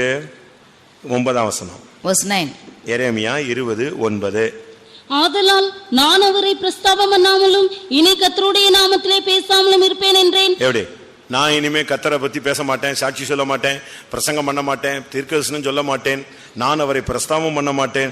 இனி கர்த்தர் பேசினா பேசுறாரு, பேசாட்ட போறாரு, ஊழியம் நடந்தா நடக்குது, நடக்காட்ட போகுது. நீ இல்லைன்னா அவருக்கு எவ்வளவு பேர் இருக்கிறான். இந்த எலியா ஒருத்தன் கிடந்துகிட்டு நான் ஒருவன் மாத்திரம் கண்ணை மூடி ஜெபிச்சான். அவரு பதில் சொன்னாரு, வித்தியாசமா பேசாத, எத்தனை பேர் இருக்கிறான்? 7000 பேரை நான் உன்னை விட ஜாஸ்தியான 7000 பேரை வச்சிருக்கேன்னு சொன்னார். If you say that I will no more speak or I will no more speak the word of God or no more prophesy or no more work for God. கிருபையா ஒரு சான்ஸ் கொடுத்திருக்காரு. செய்யலன்னா தூக்கி எறிஞ்சிட்டு அடுத்த ஆளை தூக்கிட்டு போயிட்டே இருப்பார். The Lord has given a gracious chance to you. If you do not do it, he will give it to the others and go away. 9ஆம் வசனம் மறுபடியும் வாசிங்க. ஆதலால் நான் அவரை பிரஸ்தாபம் பண்ணாமலும் இனி கர்த்தருடைய நாமத்திலே பேசாமலும் இருப்பேன் என்றேன். ஆனாலும் அவருடைய வார்த்தை என் எலும்புகளில் அடைபட்டு எரிகிற அக்னியைப் போல் என் இருதயத்தில் இருந்தது. அதை சகித்து இளைத்து போனேன், எனக்கு பொறுக்க கூடாமற் போயிற்று. போதுமா? தெளிவா இருக்கா இந்த வசனம்? நான் ஊழியம் செய்ய மாட்டேன், பிரசவம் பண்ண மாட்டேன், நான் ஊழியம் அது செய்ய மாட்டேன், கர்த்தருடைய வார்த்தையில நான் பேச மாட்டேன், யாருனாலும் என்னனாலும் சொல்லட்டும், இனி சாகிற வரைக்கும் தீர்க்கதரிசனம் சொல்ல மாட்டேன், இதெல்லாம் விளங்காத விழுந்து போன பிரதிஷ்டை. If you say that I will not do the ministry, I will not say the word of God, I will not prophesy, I will not do like this, even until the death, these are all consecrations which are not useful. இப்போ என்ன நடந்தது? What happened now? அவருடைய வார்த்தை என் எலும்புகளில் அடைபட்டு விட்டது. Now his word is being shut up in my bones.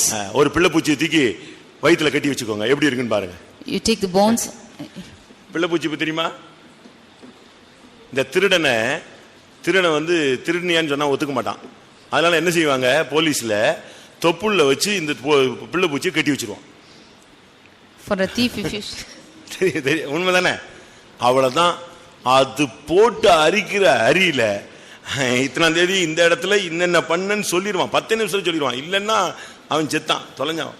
அதே மாதிரி இந்த கர்த்தருடைய வார்த்தையை நீ சொல்லாம விட்டுட்ட, உனக்கு வந்து ஒரு இன்னைக்கு தீர்க்கதரிசனம் சொல்லல போட்டோம், யார் மூலமாவும் பேசட்டும் அப்படின்னு நீ போயிட்ட. ஆனா இந்த வார்த்தை உனக்குள்ள எங்க போகுது? எலும்புகள்ல போய் அக்னி மாறி மாறி அது உன்னை ஒரு வழியாக்கி பொறுக்கவும் முடியாது, சகிக்கவும் முடியாது, இழைச்சு போயிருவ. அதனுடைய ஒரு வியாதியஸ்தராய் ஊழியர்கள் விசுவாசிகள் மாறுவதற்கு எந்த பாவமும் செய்யாமல் இந்த பாவம் செஞ்சதுனால உள்ள விளைவு இது. We see that when you shut up the word of God and say that you will not prophesy or declare the word of God anymore, then this is the reward for the that it's when it's shut up in the bones, you become weary and forbearing, and you become sick for servant of God or believer.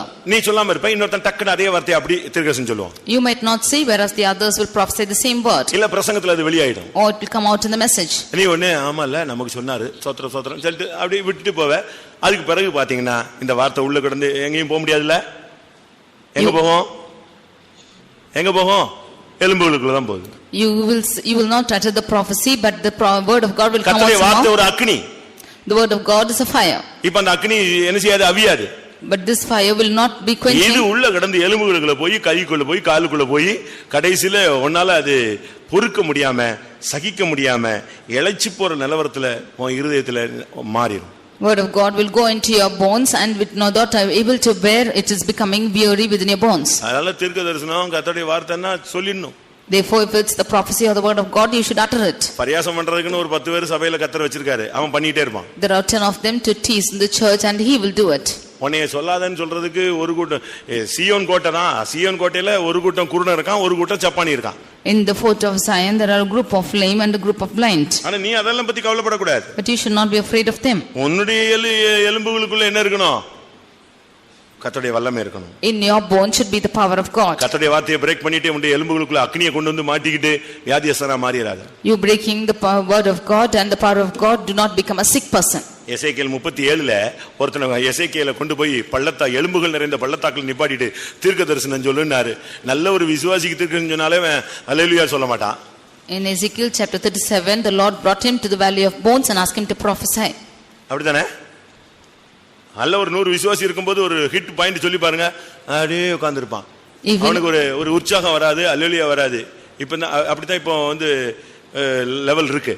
In the midst of the 100 believers also, if you prophesy, he will not be enthusiastic enough to say hallelujah. இங்க மனுஷனே இல்ல, கிடக்கிறதெல்லாம் என்னது? செதறி போன எலும்பு. இதுக்கு போய் தீர்க்கதரிசனம் சொல்லுன்னு சொன்னாரு. அவன் சொன்னா தீர்க்கதரிசனம் சொல்ல முடியா? சொன்னா இதெல்லாம் சரியாயிருமான்னு கேட்டா அவன் சொன்னா அது உங்களுக்கு தான் என்ன செய்யும் தெரியும்னு சொல்லிட்டு அவரே திருப்பி விட்டான். There are no human beings at all, but he is asking to go and prophesy to the bones. Will it be alive? He asked. ஒரு சிலர்க்கெல்லாம் இந்த பிரசங்கம் கேட்டா பச்சை தண்ணி மாதிரி உட்கார்ந்திருப்பாங்க. Some of them, even after hearing this message, they will be like cold water. ஒரு சூடு ஜுரம் ஒண்ணுமே கிடையாது. They will have no effect at all. இயேசு வர்றாருன உடனே எலும்புலாம் சர்றன்னு எழும்பிரணும். When Jesus is coming, your bones should all rise up. உனக்குள்ள ஒரு புத்துணர்ச்சி உண்டாகணும். There should be a quickening within you. இயேசுக்காக சாகணும்னு உடனே ஆமா நான் சாகணும்ங்கற மாதிரி வரணும் நீ. When you are asked to die for Jesus, you should have a zeal for it. இந்த பெத்தேல் ஃபெல்லோஷிப்ல ஒரு meeting வச்சாங்களாம். They kept to conduct the meeting in Bethel Fellowship. இந்த சாம் கமலேஷ் அவர் பேசினாராம். And Sam Tamnish spoke. ரொம்ப இன்ட்ரஸ்டா பேசிட்டு இருக்காராம். He was speaking interestingly. அங்க உள்ள எல்லாம் அப்படியே உட்கார்ந்து அமைதியா உட்கார்ந்துட்டே இருந்தாங்க. All of them sitting calm, they were hearing to him. அதுல நம்ம ஒரு விசுவாசி doctor. One of our believers was a doctor there. அவரும் அந்த மீட்டிங்ல உட்கார்ந்திருந்தார். He too was seated in that meeting. உச்சகட்டமா சாம் கமலேஷ் பேசிட்டே இருந்துட்டு கடைசில சொன்னாராம், என்ன கிறிஸ்தோபர் உங்களுக்கு கூட பெண்டிகாஸ்ட் ஆச்சே, உனக்கு கூட அல்லேலூயா வர மாட்டேங்குன்னு கேட்டாராம். When he was speaking to in the heights of his meeting, he said, "What, Brother Christopher, can you not also say hallelujah?" நீ பெண்டிகாஸ்ட் ஆச்சே கேட்ட உடனே ஏறி இருக்கணுமே அப்படினு கேட்டாராம். You are a Pentecost, it should have gone to your heights when you heard it. அவங்க தான் சும்மா ஆர்டினரி, நான் இவ்வளவு ஸ்பீட் பண்ணிட்டு பேசிட்டு இருக்கேன், உங்களுக்கு கூட வரலையேன்னு கேட்டாங்க. All the others are ordinary people, but when I am speaking like this, not one has come out. உன்னுடைய எலும்புகளுக்குள்ள ஒரு நம்பிக்கை இருக்கணும், ஒரு விசுவாசம் இருக்கணும், ஒரு எழுச்சி இருக்கணும். There should be a hope, a zeal and a faith in your bones. பள்ளத்தாக்குகள் நிறைந்த எலும்புகளுக்குள்ள தீர்க்கதரிசனம் சொல்லும்போது உமக்கு தெரியும்னா, அப்ப நீ சொல்றியானாரு, நீங்க சொன்னா சொல்றேன் சொல்லுனாரு, சொல்லிட்டான் தீர்க்கதரிசனம் சொல்லிட்டான். யாருக்கு? வெறும் எலும்புகளுக்கு, காஞ்சி போன எலும்புகளுக்கு ஒரு தீர்க்கதரிசனம், எல்லாமே உயிரடைந்தது. When the Lord asked to prophesy to the bones of the valley, he prophesied and our bones were all came to life. இதுதான் வருகையில நடக்க போகுது. This is what is going to happen in his coming. இதுதான் வருகையில நடக்க போகுது. This is what is going to happen in his coming. அந்த தீர்க்கதரிசனம் சொன்ன மாதிரி அந்த ட்ரம்பட் சவுண்ட் வரும். As the prophecy came, the trumpet sound will come. அந்த ட்ரம்பட் சவுண்ட் அடிச்ச உடனே இந்த எலும்புகள் எல்லாம் என்ன செய்யும்?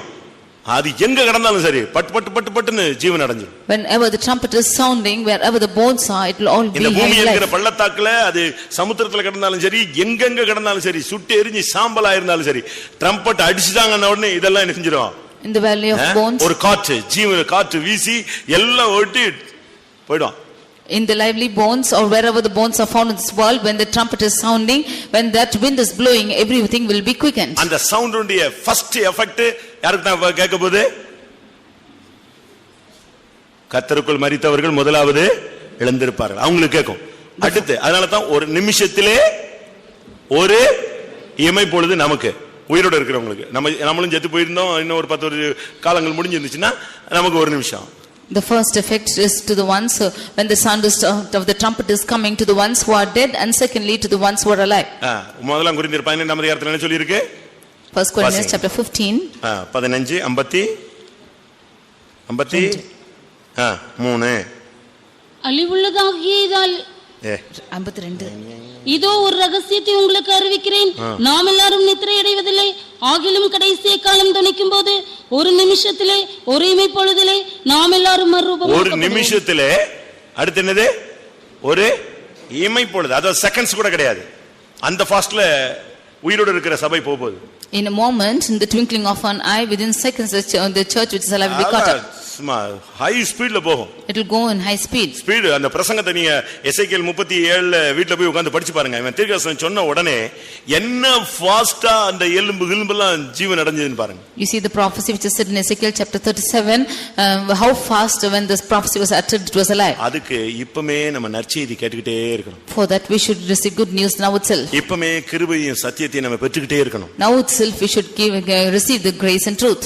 இப்பொழுதே நம்முடைய எலும்புகள் எல்லாம் நிலமுள்ளதாய் மாறிட்டே இருக்கணும். Now itself our bones should be full of sinews. முறிந்த ஆவிக்கு இடம் கொடுக்கவே கூடாது. We should not give to broken spirits. முறிந்த ஆவி எலும்புகளை உலர பண்ணும். The broken spirits will make the bones to weary. நீதிமொழிகள் 17:22ல முறிந்த ஆவியோ எலும்புகளை உலர பண்ணும். காஞ்சிரு, நல்லா இருக்கிற பச்சையான எலும்பு கூட அப்படியே காஞ்சி போயிடும். Proverbs 17:22 we can see that a weary spirit is making the bones to weary. யார் மேலயும் நீங்க பொறாமைப்படாதீங்க. Do not be jealous about anyone. ஊழியக்காரங்க மேல, விசுவாசிகள் மேல, இவங்க மேல, இவங்க மேல, யார் மேலயும் என்ன செய்ய கூடாது? நம்ம பொறாமையே படக்கூடாது. பொறாமையோ எலும்பு உருக்கி, அவ்வளவுதான். Do not be jealous about servants of God or the believers, because jealousy is bringing caution to bones. பொறாமையோ எலும்புருக்கி. Because நீதிமொழிகள் 14:30ல நம்ம இத பார்க்கலாம். In Proverbs 16:30 we can see this. 14:30ல பாக்கும்போது, in Proverbs 14:30 when we see பொறாமையோ எலும்புருக்கி, envy is the rottenness of bones. அதனால தான் நான் என்ன சொல்றேன்னா, உங்களுடைய எலும்புகள் எல்லாம் இப்பமே நல்லா பிரேயர் பண்ணி எலும்புகளை நினமுள்ளதாய் மாற்றுங்க.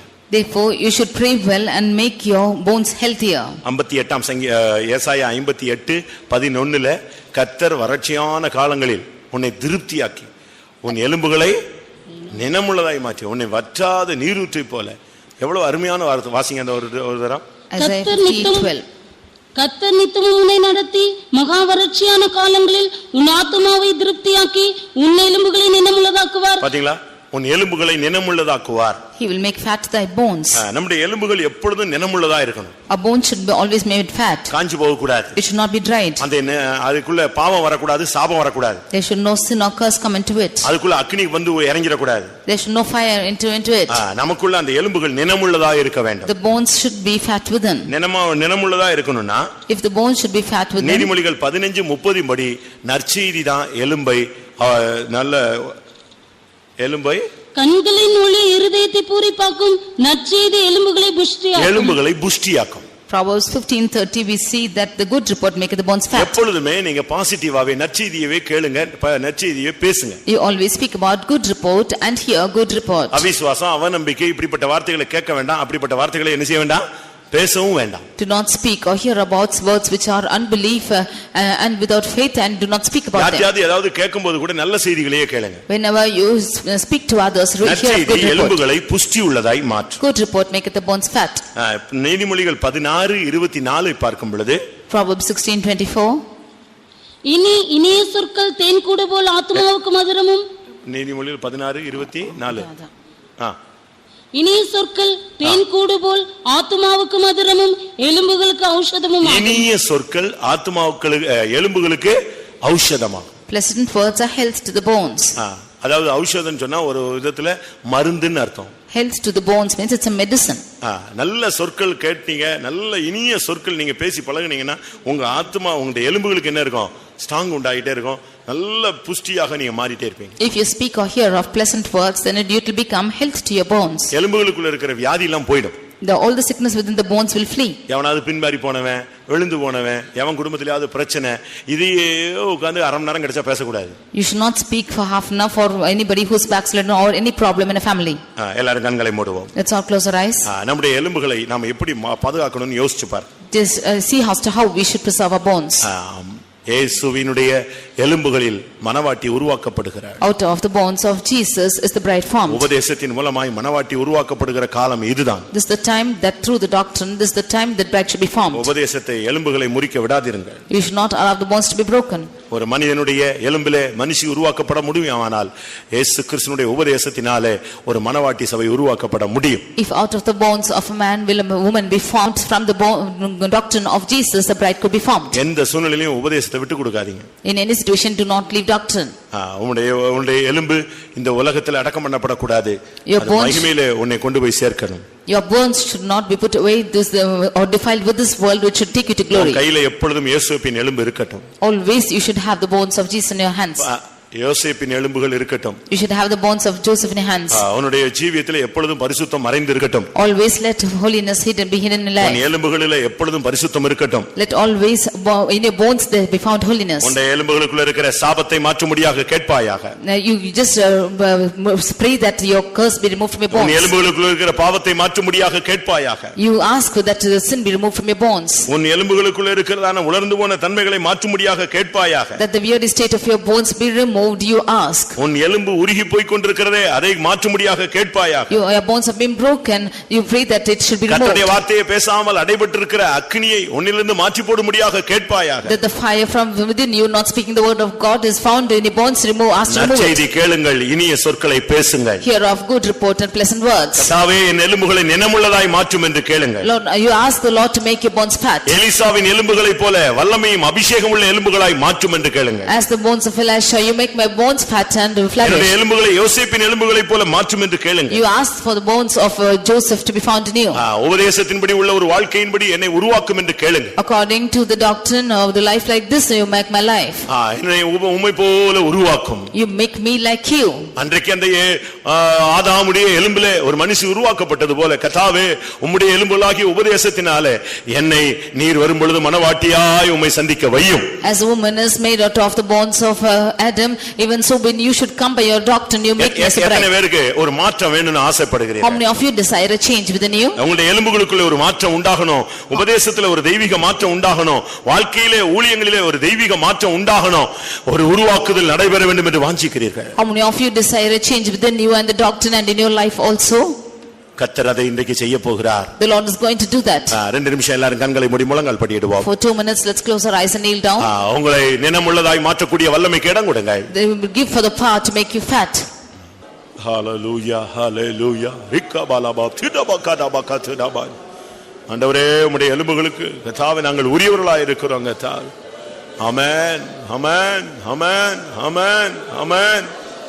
ஓ ரபக திடபாரியா ஹalleluya. எல்லாரும் வாயை திறந்து நல்லா ஜெபிக்கலாம். நம்முடைய சபை தானே, நம்முடைய இடம் தானே, நம்முடைய சொந்த இடத்துல நாம ஆராதிக்கிறோம்.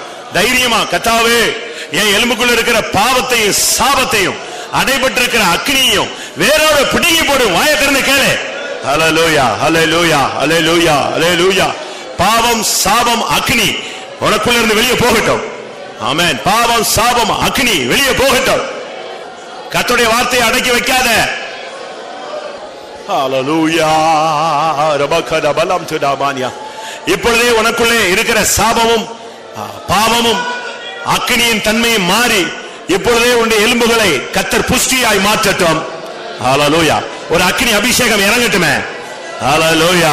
உன் எலும்புகளை நினமுள்ளதாய் கர்த்தர் மாற்றுவாராக. ஆமென். ஹalleluya. உன் எலும்புகளை புஷ்டி உள்ளதாய் கர்த்தர் மாற்றுவாராக. ஆமென். இந்த உபதேசத்தில் உன்னை உறுதிப்படுத்துவாராக. ஹிக்கபானியாங்கா திடா திடாபானியா ரைட். கர்த்தாவே எலிசாவின் எலும்புகளாய் மாற்றும், கிறிஸ்துவின் எலும்புகளாய் மாற்றும், யோசேப்பின் எலும்புகளாய் மாற்றும். ஹalleluya ஹalleluya. பாவமில்லாத இயேசு, பரிசுத்தராகிய இயேசு, மணவாளனாகிய இயேசு, ஆண்டவரே உம்முடைய எலும்பா என்னை மாற்று.